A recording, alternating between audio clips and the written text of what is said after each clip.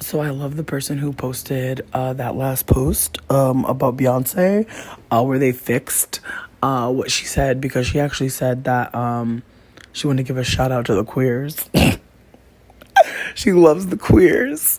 And I'm only laughing because if you're a white queer person, you're not going to get this, but there's really a way that us lighter skin, especially mixed people, stratify movements by not being clear about who's the most marginalized. Because one, we get to benchmark and do the bare minimum, and two, Beyonce ever centering deep dark skinned people outside of pandering by making brown skin girl will, automatically open other conversations that she probably does. And I'm saying this as someone who is consciously trying to betray like my privilege and consciously trying to remember times when I had, been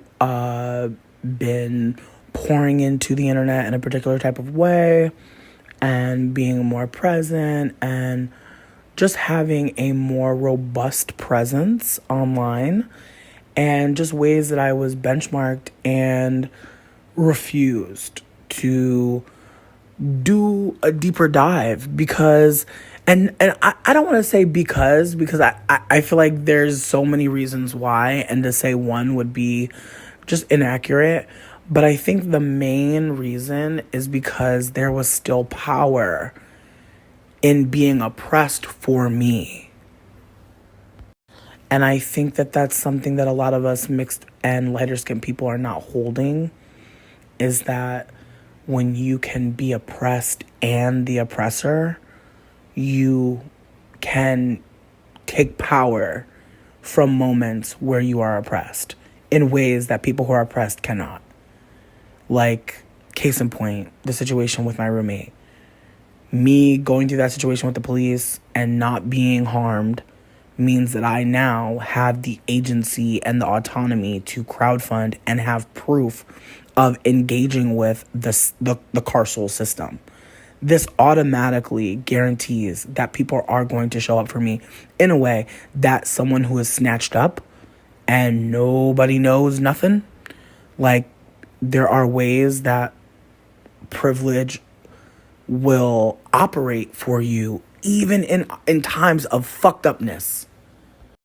And so I want to be candid that, I've seen moments where, Beyonce got quote unquote backlash, or there was righteous anger for things that she said or did that rubbed people the wrong way.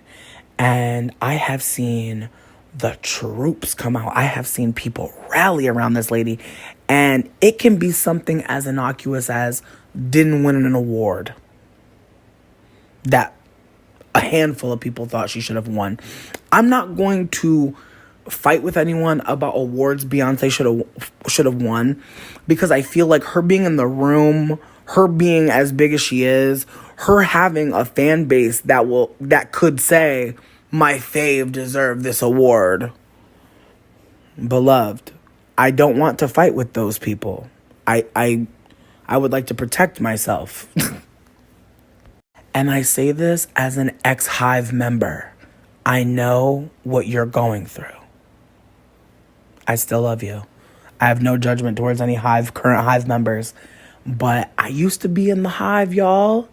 I'm not saying that it's a cult, but I am saying that it is bizarre that every year it should have been hers. All right, you guys. At this point, it's just bizarre. It's like, when Kanye did it, did y'all not cringe? Did y'all not see Beyonce's face when Kanye did that shit? Whoo, y'all are giving little mama, and no shade. That's mean. Let me stop. Because me personally, I didn't think it was that deep. I just want to say that right now. I didn't think Lil Mama was disrespectful. She clearly loves New York. Let me just keep the heat on Kanye, because Kanye was the one that was acting a fool. To me, I I'll never forgive. I'll never forgive people who came for Lil Mama, even though I might have laughed myself. I never understood the backlash. Like, I understand laughing, I understand carrying on. I do not understand the drama. And personally, I feel like that was Jay-Z. Because Alicia says she ain't even noticed that Lil Mama was on the stage. She was in the performance. And to be honest, she said she thought it was whatever. She was like, we moved the bitch. She had empathy for Lil Mama. It was definitely Jay-Z, which is sick. Which is really sick. High key. Because I feel like, you know what? I don't want to go too deep into this. I feel like this might be a YouTube video, but I have so many thoughts about Jay-Z and just how he's been moving. But yeah, I think when it comes down to it, this newest album that Beyoncé put out, it just, it made me think of Madonna Vogue. All right? That's what it reminded me of. And then when Madonna did a remix, I was like, yeah, you would, Soul Sister. You would.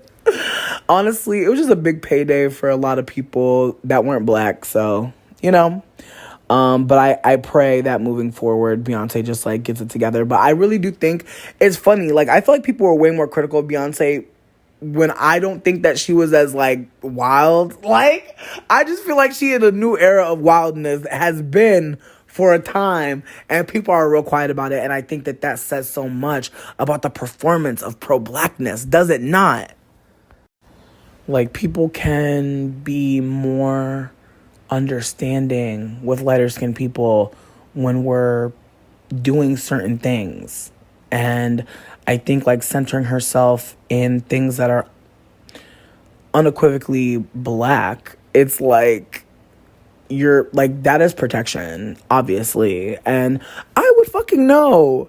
Like, all the critiques that I had that never included myself, I mean, like, you're going to always be right if you're never self-examining and you're never taking that risk to betray your privileges that you have to be aware of. Like, there's no way you make a song like Brown Skin Girl and you don't fucking know what's up.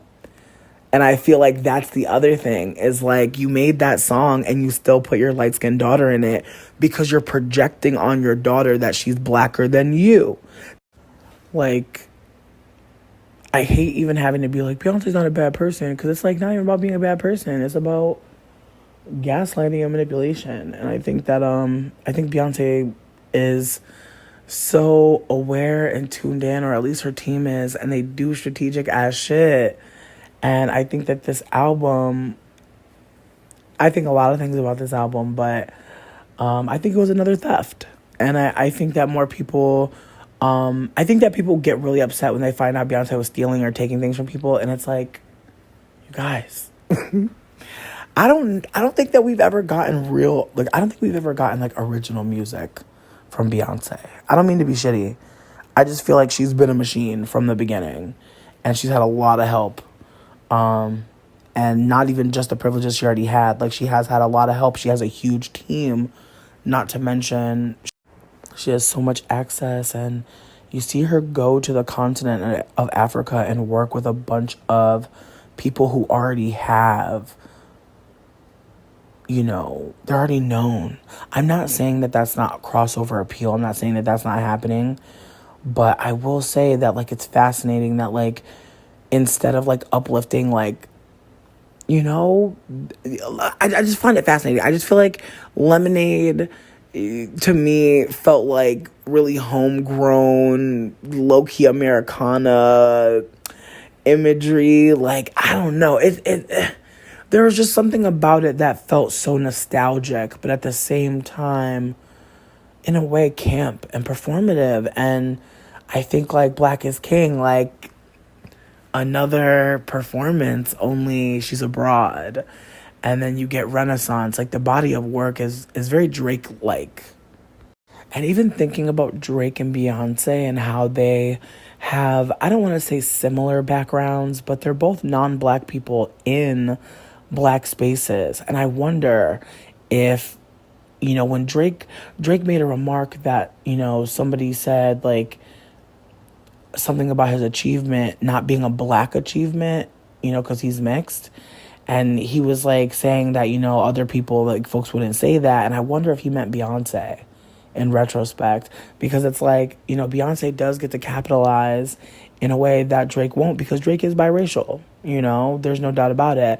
And Mama Tina is clearly mixed, but one drop rule, and so the one drop rule being stratified a certain way means completely different outcomes. Like if Drake could stratify the one drop rule, which he obviously can't, he would be a bigger star. But even saying that is laughable because he is a huge star. He did not need any more black blood to be doing anything.